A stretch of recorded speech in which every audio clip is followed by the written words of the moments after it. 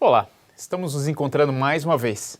E agora veremos juntos o nível 2 do curso de liderança do Ministério do Adolescente. A grande maioria de nós acredita que devemos colocar Deus em primeiro lugar. Mas isso é muito bom.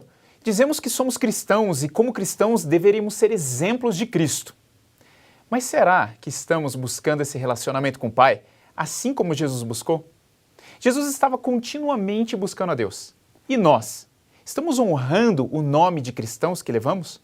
Por que a devoção pessoal está morrendo nas nossas vidas, então? Por que é que nós temos tempo para tudo, menos para Deus?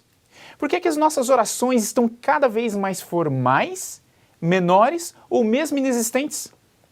Esse seminário busca ajudá-lo a preparar os seus alunos para ter um relacionamento mais profundo e significativo com o nosso Criador e assim se prepararem para uma eternidade ao lado dele. Bem-vindo ao seminário sobre o fortalecimento da devoção pessoal. As 5 áreas que podemos chamar de bases para um relacionamento saudável com Deus. Elas são a oração, a leitura da Bíblia, a adoração, a leitura do Espírito de profecia e a lição da escola sabatina. Vamos avaliar como cada um desses pilares pode ser usado para aprofundarmos a nossa amizade com o Pai. Quanto tempo você acha que aguentaria ficar sem comida? É isso mesmo, sem comer nada, nadinha. Bom, de acordo com alguns especialistas, se você parar de comer agora, em cerca de 3 dias mais ou menos, o seu corpo vai começar a usar as suas reservas de gordura. Depois disso, ele vai começar a usar a proteína dos seus músculos e então você vai começar a perder a sua massa muscular. Depois de mais alguns dias, o seu corpo vai começar a consumir os seus nervos, causando assim danos irreparáveis. E sem água? Quanto tempo você acha que conseguiria viver sem água?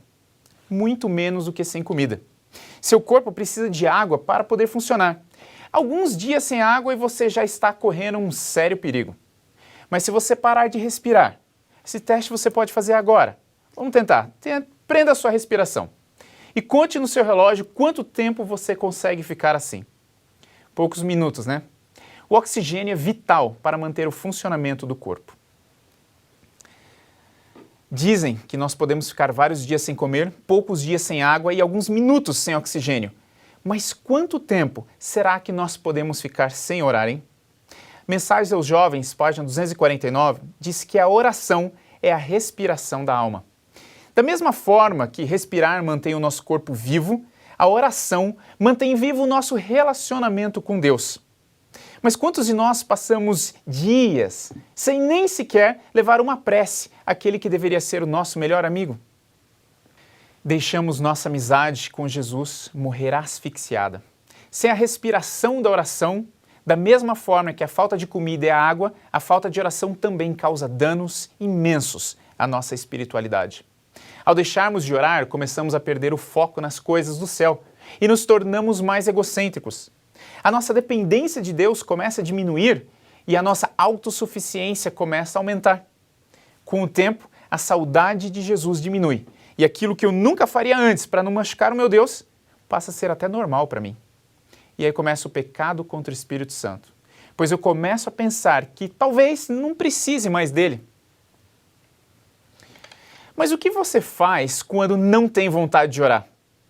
Bom, deixa eu te fazer uma outra pergunta então. O que você faz quando está com gripe, por exemplo, doente, e não tem vontade de comer? Você come ou não come? Pois é, você se esforça para se alimentar bem, pois sabe que necessita dos nutrientes daquele alimento, a fim de restaurar a sua saúde. Então, quer uma dica? Se não está com vontade de orar, é aí que você tem que orar mesmo. Alguns até me disseram, mas pastor, como é que eu vou orar se a minha mente divaga? Eu começo a orar e já estou pensando na morte da bezerra. Começo a orar e já começo a cochilar, a dormir. Aqui vão algumas dicas de como fazer a sua oração mais interessante. Escreva a sua oração. Porque quando você escreve a sua oração, é muito mais difícil de você divagar.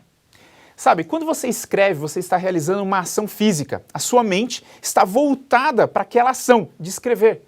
Você sente necessidade de fazer com que aquilo que você está fazendo, escrevendo, tenha sentido. Todo esse processo mental te ajuda a focar, se concentrar. Sabe, essa técnica me ajudou muito quando eu era adolescente. Eu tenho até hoje cadernos e mais cadernos de conversas longas e gostosas que eu tive com meu Deus. Você pode escrever no computador ou até mesmo no celular. Quer uma outra dica? Sinta-se confortável. Afinal de contas, a oração não é o abrir o coração a Deus como um amigo? E qual a melhor forma de conversar com um amigo, senão confortavelmente? Sabe, alguns amigos gostam de conversar enquanto caminham pelo parque. Outros têm os melhores bate-papos enquanto estão apreciando uma paisagem ou um pôr do sol. Claro que você não pode fazer isso todo dia, toda hora, depende do lugar em que você vive, mas aproveite os momentos e busque oportunidades de estar com Deus nos lugares que você gosta. Eu tenho até amigos que batem altos papos, boas conversas com Deus, inclusive até dão e recebem estudos bíblicos enquanto estão surfando, e por que não, entre uma onda e outra. Eu mesmo tenho momentos maravilhosos de comunhão com meu Deus, quando em alguns dias de folga eu estou andando de caiaque, perto da natureza, por horas e horas, conversando com Ele. Encontre uma forma gostosa para que você possa conversar com seu Deus e aproveitar. Ore com um amigo. Assim como escrever te ajuda a organizar as ideias, orar com alguém também te ajuda. Pois, novamente, você é obrigado a focar naquilo que está fazendo. Afinal, tem alguém junto com você, ouvindo e participando daquela oração. Use a tecnologia ao seu favor. Crie um grupo no WhatsApp, por exemplo, apenas para oração, entre amigos de confiança. Afinal, onde estiverem 2 ou mais reunidos em meu nome, ali eu estarei também. Mateus 18, 20. Ore a Deus audivelmente. Sabe, desde pequenininho eu ouvia dizerem que quando você ora em voz alta, o diabo escuta. Mas eu percebi que eu não me importo que ele escute algumas das minhas orações, não. Ao orar em voz alta, algumas vezes, eu consigo escutar os meus próprios pensamentos e sinto mais facilidade em me expressar para Deus sem devagar. Ore de diferentes formas. A oração pode ser de maneiras diversas, criativas. Algumas pessoas, por exemplo, gostam de cantar. Se você é uma dessas, escolha uma música, seja uma conversa com Deus e medite na letra dela enquanto canta ou ouve. Outras pessoas gostam de ler. Escolha um capítulo da Bíblia, que seja uma oração, e ore aquele capítulo enquanto você o lê. Pode ser um salmo, por exemplo. Ore enquanto você lê a meditação ou mesmo enquanto prepara a lição da escola sabatina. E converse com Deus sobre o assunto que você está lendo, sobre aquilo que você está descobrindo. Sem perceber, vai ver que chegou muito mais longe do que aquilo que o livro estava simplesmente te mostrando. E por último, tenha uma atitude de oração. 1 Tessalonicenses 5,17 diz, orai sem cessar. Quando a Bíblia fala da contínua oração, ela não quer dizer que você tem que viver ajoelhado, mas que o seu coração deve estar ligado ao coração de Cristo. Eu posso fazer isso de forma muito criativa. Posso compartilhar um pensamento bíblico com algum amigo. Ou quem sabe, ao ver algo belo durante o dia, eu simplesmente elevo meus olhos a Deus e digo, obrigado. Posso fazer um rápido pedido de ajuda quando eu vejo uma ambulância passar e tocando as sirenes. Ou mesmo me lembrar do milagre da criação, quando eu escuto um bebê chorar ou sorrir. Ao estar continuamente conectado com Deus, terei mais sensibilidade para perceber as suas respostas durante o meu dia, em várias formas. E essa é a oração contínua. Agora que você já aprendeu um pouquinho mais sobre como orar, existe um outro alicerce que Deus usa para se comunicar conosco. É a leitura da Bíblia. Eu quero fazer um exercício com você. Eu vou te contar uma história e quero que você visualize essa história em sua mente, tá? Então, esqueça tudo que está ao seu redor e apenas imagine essa história. Mergulhe nela. Se quiser, pode até fechar os seus olhos. Vamos lá. A pessoa que você mais ama chega correndo na sua casa e lhe diz, fulano, tem uma notícia muito importante para lhe dar. Você é a pessoa que mais amo e por isso será o primeiro a saber. Eu recebi uma proposta de emprego em um país muito distante. Estou partindo para lá, nessa noite. O lugar para onde eu vou não tem telefone nem internet. Ficarei sem conversar com você por alguns anos. Mas assim que puder, escreverei uma carta para você. Imagine, com muita dor no coração, você vai com a pessoa até o aeroporto e a vê partindo. Volta para casa e a saudade já começa a doer lá no seu coração. Dias se passam, semanas, meses. Um dia, ao chegar em casa do trabalho, você abre a caixinha de correspondências e se depara com uma carta de um país distante. Minha pergunta, o que é que você faz? Deixa para abrir essa carta depois da janta, depois de tomar banho, ver um filme? Claro que não. Você abre imediatamente e a lê. Poucas coisas seriam mais importantes no mundo para você do que isso naquele momento. Você lê essa carta e saboreia cada parágrafo, imaginando as aventuras, os lugares visitados, os sabores das comidas. Você lê a parte onde a pessoa conta das dificuldades e, quem sabe, até chora junto com ela através da carta. No final, a pessoa te enche de esperança quando lhe diz que o tempo do retorno será breve. E ela até diz que comprou uma lembrança para você. Essa história, fictícia, claro, pode muito bem ter sido verdade alguns anos atrás para algumas pessoas, mas essa é a história verdadeira de Jesus para conosco. A Bíblia é a sua carta de amor, onde Deus quer compartilhar com seus filhos cada detalhe da história, onde a sua mão estava presente, garantindo o nosso futuro. Através dela, o Salvador nos conta o quanto nos ama, o quanto lutou por nós e o quanto sente saudade de você. Através das suas páginas, podemos sentir o medo e a coragem de pessoas durante a guerra. Podemos perceber o orgulho de reis e a humildade de sábios. Podemos ver a angústia de Jesus enquanto suava sangue, mas também a sua vontade de vencer, para nos dar de presente a vida eterna. Sabe, muitos leem a Bíblia como se fosse uma obrigação, um dever, uma rotina, uma lição de casa. Não vem prazer nas histórias, mas isso é simplesmente porque não estão lendo da forma correta. Aqui vão algumas dicas para você ensinar seus alunos a saborearem, entrarem nas histórias, de forma que eles possam senti-las. Antes da leitura bíblica, peça a Deus para estar com você e te ajudar a usar a sua mente para entender o que Ele deixou ali escrito. Sabe, o mesmo Espírito Santo que inspirou os escritores é aquele que vai te iluminar para entender essa mensagem. Não se preocupe com a quantidade da leitura, e sim com a qualidade. O importante não é terminar logo, mas é você sentir, saborear cada parte daquilo que você está lendo. Saboreie, mesmo que seja apenas um pequeno trecho. Busque imaginar o ambiente, caso seja uma história, por exemplo, os cheiros, os barulhos. Monte o cenário na sua imaginação, na sua mente. Tente perceber o que os personagens estavam sentindo. Se coloque no lugar deles. Imagine o que você faria se estivesse presente naquele momento. Converse com Deus sobre suas opiniões. Busque entender o contexto da época. Se possível, pesquise sobre a história daquela época, daquele local. Busque entender o princípio da mensagem e como ela se aplica ao seu mundo de hoje. Por exemplo, a Bíblia não fala muitas coisas sobre a existência de algumas substâncias dos tempos modernos. Ela não diz que não podemos usar drogas, por exemplo. Mas ao lermos as histórias de Daniel, percebemos que Deus pediu para que ele se afastasse de tudo aquilo que faria mal ao seu corpo. O princípio é o mesmo, cuidar do corpo e da saúde. O terceiro alicerce da sua devoção pessoal é a adoração. Você quer saber a quem você adora? Então responda para si mesmo. O que é que você faz ou a que mais se dedica quando tem tempo livre? A sua resposta será o objeto da sua adoração. Adoração é prestar respeito, veneração, culto, tempo e atenção a alguém ou alguma coisa. Você acha que Deus precisa da nossa adoração? Não.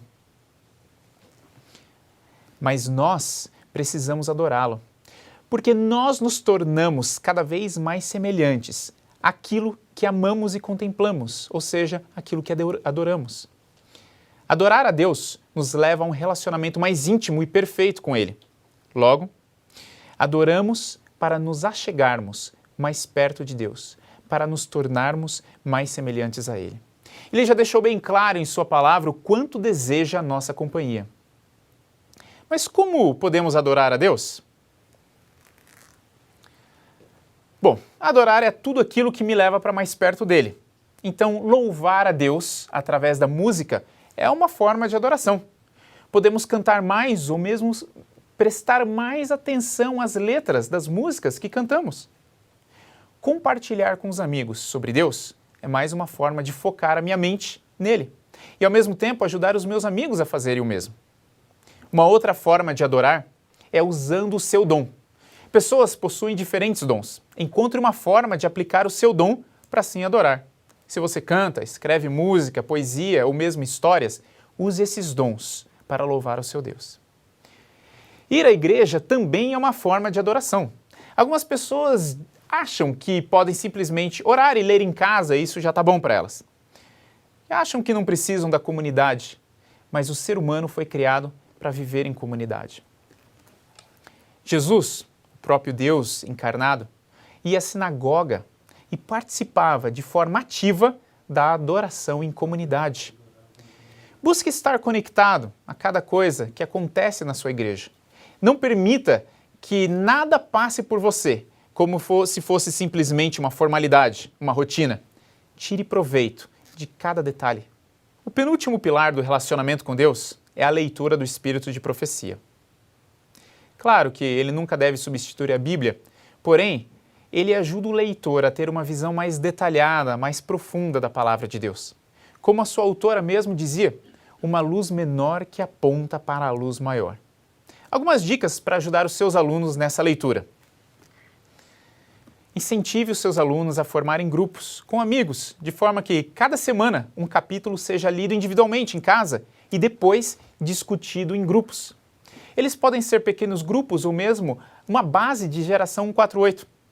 Sugira livros, capítulos ou partes de um livro que sejam relevantes para a lição daquela semana.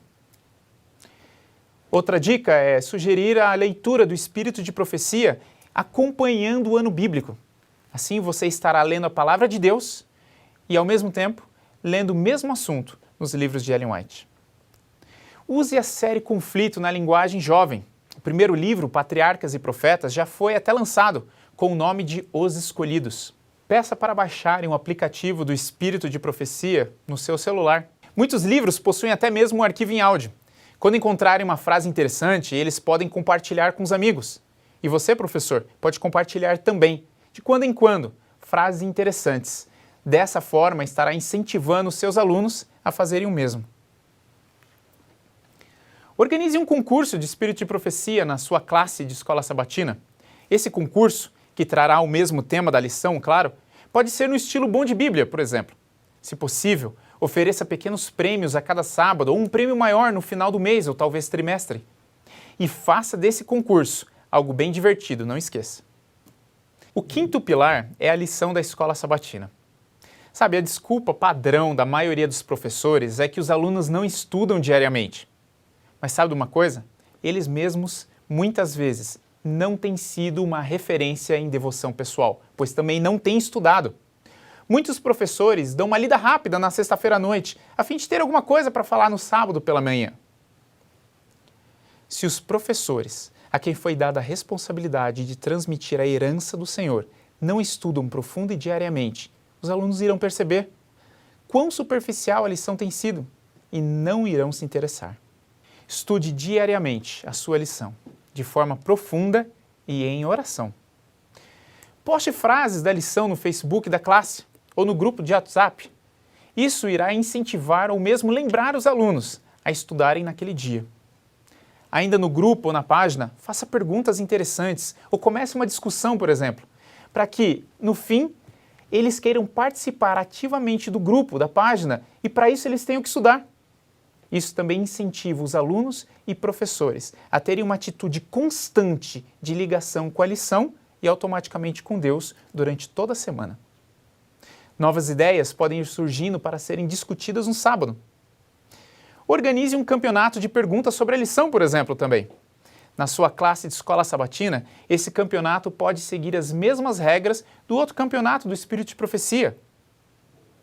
Incentive os alunos a baixar um aplicativo da lição no celular. Dessa forma, não há desculpas de que a lição não foi comprada ou atrasou para chegar. Mesmo assim, mostre que eles devem ter a versão física da lição, para que no sábado pela manhã o celular não seja usado. Muitos dos adolescentes não têm maturidade para separar uma coisa da outra no mesmo aparelho. Amigo professor, nós só conseguiremos desenvolver um relacionamento com Jesus se usarmos tempo desenvolvendo esse relacionamento. Você já percebeu que a Bíblia compara a volta de Jesus a um casamento? Isso é exatamente por estar dando ênfase no relacionamento. Você não se casa com quem não conhece. Da mesma forma, não entramos em um céu cujo Criador é um estranho para mim. A maioria dos nossos adolescentes tem cultivado a ideia de que o céu é um prêmio para aqueles que se esforçaram o suficiente aqui na Terra. Incentive os seus alunos a entenderem que o céu é a continuação de uma amizade verdadeira e gostosa. E essa amizade, ela tem que começar aqui, na Terra, hoje. Querido professor, que o Senhor Deus possa te abençoar com sabedoria, para que você possa ser um exemplo para os seus alunos, que você possa ser uma ferramenta nas mãos do nosso Criador para levar aquilo que Ele tem para levar para os adolescentes que estão na sua classe. Leve com responsabilidade aquilo que foi colocado nas suas mãos e agradeça a Deus por tamanho privilégio. Um grande abraço e até o próximo seminário.